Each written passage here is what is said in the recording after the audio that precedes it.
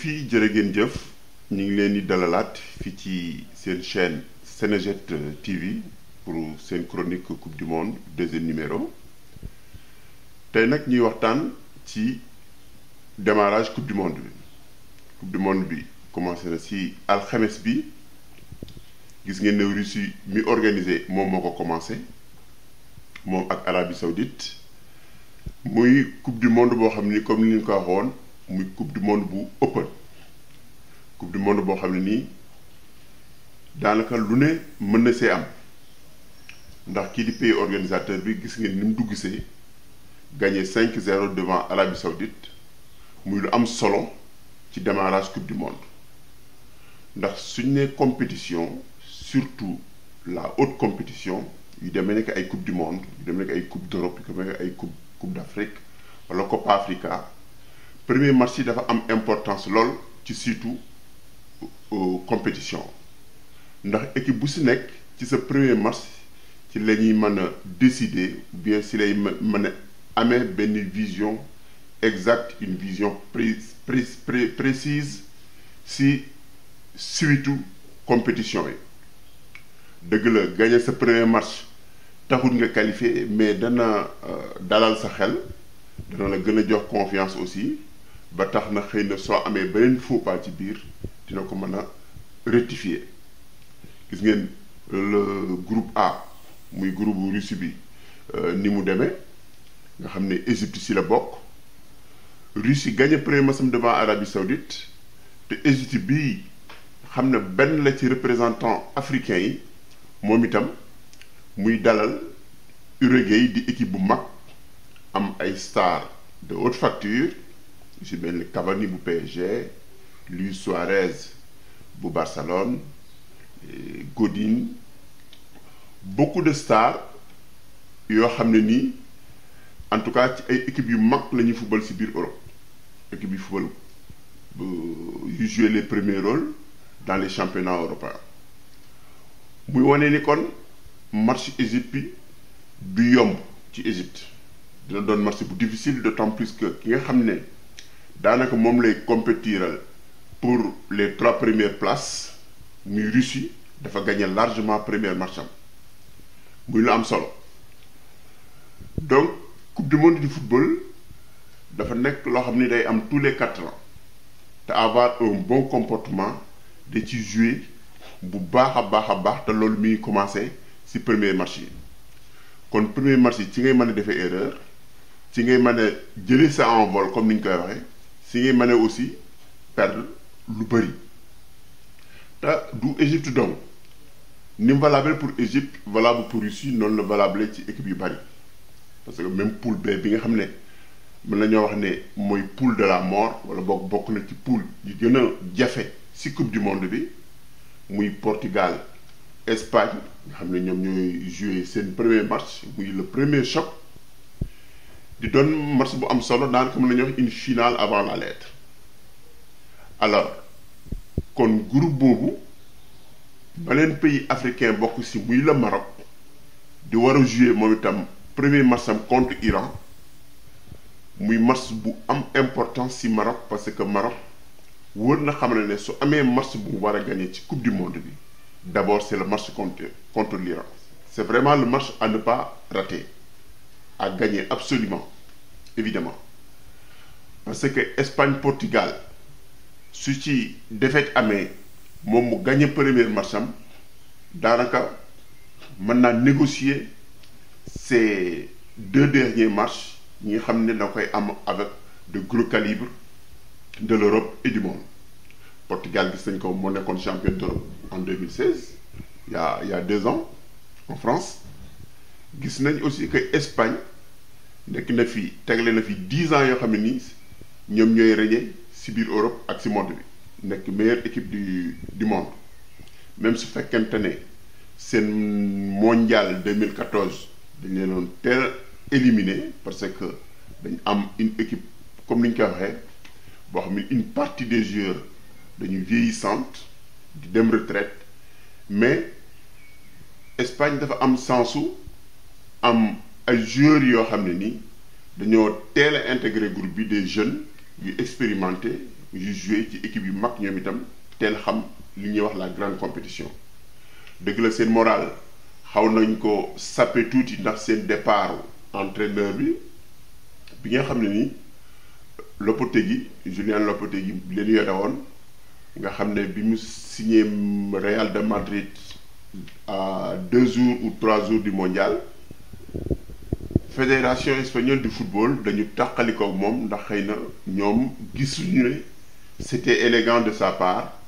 ni mu signé dem Real ci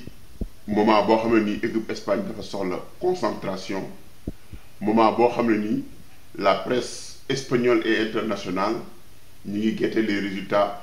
de l'Espagne muy un bon entraîneur boo xam ne toog na ñaari at yoo xam ne amul défaite alors bi ko Espagne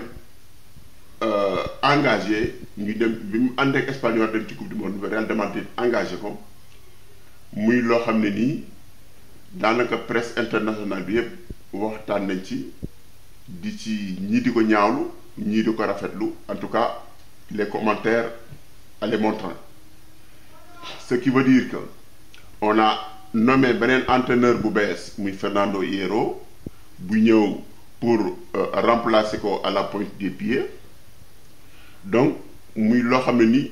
du yomb ci Hierro muy ancien joueur Real de Madrid ancien joueur de l'équipe nationale Espagne ancien joueur de la Roja et même su fekkente ne nekkoon na directeur sportif ou bien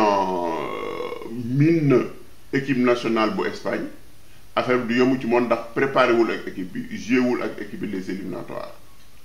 muy un premier défi pour l'Espagne devant qui? Devant le Portugal et qui parle Portugal parle forcément de Cristiano Ronaldo bi nga xam ne daanaka mën la ñuy wax ne adversaire la mais aussi partenaire espagnol yi la xam ne Espagne bu baax espagnol yi xam nañ ko bu baax mu doon match boo xam ne nii match bu metti lay doon match derby alors kon Maroc mi nga xam ne moo bokk ak ñoom poule moom li koy arrangé moom mooy gagner son premier match devant un petit calibre entre guillemets parce que y a plus de petit calibre en football muy l'Iran parce que l'Iran comme ni ñu koy waxee nekkul équipe boo xam ne nii un grand favori de la compétition un habitué du mondial je pense que la première fois bi mu door a qualifié mondial c'était en 98 en France ñu ngi ciy fàttaliku sax seen match ba ñoom bi ñuy dajeek États-Unis ba defoon seen photo de famille bi nga xam ne monde bi yëpp rafetlu woon nañ ko kon muy équipe boo xam ni inexpérimenté Égypte moo ko ëpp ay yoon yu mu dem coupe du monde Maroc moo ko ëpp ay yoon yu mu dem coupe du monde kon Maroc war naa profité ci match boobu jéem a gagner son premier match et négocier les autres matchs parce que une ouverture de coupe du monde un premier match dafay am lu am solo lu muy jouer ci moralu joueur yi ci soo ko gagné wala soo ko perdee muy kon compétition boo xam ne ni ñu ko waxee nii c'est ouvert parce que équipe yëpp dañuy bëgg a marquer seen empreinte dès la première sortie et c'est valable pour la France qui joue demain contre Australie ñoom itam dañ def le tout pour jéem a gagner seen premier match pour marquer les esprits parce que bu ñu fàtte ne France aussi bokk na ci favori yi muy 8 équipes yoo xam ne susceptibles de remporter la coupe du monde ci mel ne Allemagne ci mel ne Argentine ci mel ne Brésil ku ci mel ne France ku ci mel ne Portugal ku ci mel ne Angleterre ñoom ñëpp c'est des équipes yoo xam ne nii sont susceptibles de remporter la coupe du monde en tout cas bokk nañ ci favori yi kon nag compétition bu mag c'est important surtout dans le football moderne su fekkente ne da nga bugg a gagner il faut que nga gagner mag ñi c'est très important ça c'est indéniable kon il y a pas de petits adversaires il y a pas de grands adversaires li am solo mooy la gagne te gagne bi nag mi ngi commencer ci ce premier match surtout l'Égypte a besoin de ça contre l'Uruguay parce que ki nga xam ne mooy principal adversaire am potentiel bi nga xam ne jàpp nañ ne xëy na moom ak Uruguay ñoom ñooy qualifié wala Égypte ak Uruguay jàpp ne ñoom ñooy qualifié ci poule boobu ci poule A bi dafa gagné démb largement contre l'Arabie Saoudite 5-0 muy une victoire boo xam ne nii da leen ni vraiment revigorer seen deuxième match parce que Égypte deuxième match mi ngi am aussi Russie te Russie dafa gagné 5-0 ça veut dire que loolu source de motivation la da leen ni gën a en tout cas jox moral jox jom parce que su ñuy gagné Égypte rek daanaka dañuy qualifier ñoom deuxième tour te bokkal ci seeni objectif organiser coupe du monde il faut que nga qualifier au moins premier tour au second tour nga bu jusqu'à quart de finale pour que au moins organisation bi mën a jaar yoon pour que au moins supporters yi aussi mën a kontaan ci seen équipe c'est très important kon Égypte xam na li koy xaar même su fekkente ne wax nañ ne sa star planétaire muy Mohamed Salah bu Liverpool xëy na du doon titulaire mais dina jouer quand même c'est très important loolu baax na ci supporters yu Égypte yi baax na ci entraîneur équipe Égypte bi muy Hector Cooper bi nga xam ne moom itam c'est un chevronné des grandes compétitions il a entraîné beaucoup de grands clubs il a entraîné beaucoup de sélections dont l'Argentine alors c'est très important pour ñoom ñu xam ne c'est un match capital à ne pas perdre contre l'Uruguay surtout si l'Égypte ne perd pas son match devant les Uruguayens on peut espérer une suite favorable durant les compétitions en négociant le match bien sûr contre la Russie et essayer de gagner le dernier match contre l'Arabie Saoudite Égypte équipe la boo xam ne nii am nañ beaucoup de potentialité pour réussir ce défi et je crois que ñi ngi doon wax ne xëy na poulu Égypte ak poulu Sénégal ñoo gën a am chance pour que Afrique mën a sortir la tête de l'eau mais Maroc aussi su fekkente ne en tout cas ils ont réussi à gérer le premier match surtout à gagner à remporter le premier match contre l'Iran dinañ mun a sori bu baax a baax ci compétition yi kon mu nekkoon seen chronique fii ci Senejet TV muy deuxième partie bi en attendant la suite des compétitions ñu ngi leen di jaajëfal ba beneen yoon